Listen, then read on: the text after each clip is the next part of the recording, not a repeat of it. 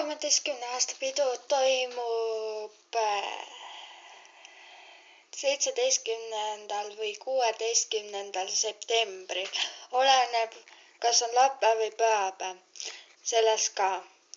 Ja laululoo peal on alati nagu laule. Aga täna on laulupidu, mis on võistlustega. Nii et paluks kohe ära öelda, kas te tulete või mitte. Kui te ei tule 16. või 17. kuna igatahes laupäev või pühapäev on kunagi. Igatahes siis te ei saa jääda ilma sellest kõigest, mis on.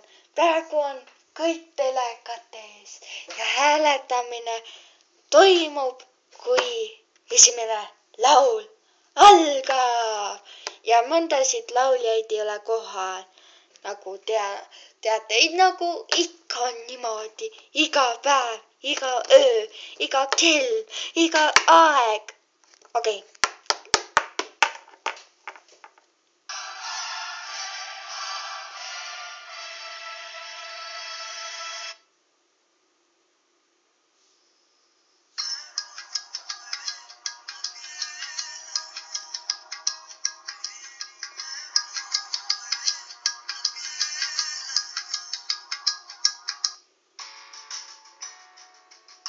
Nii, siis see muusika on lastud praegusel hetkel.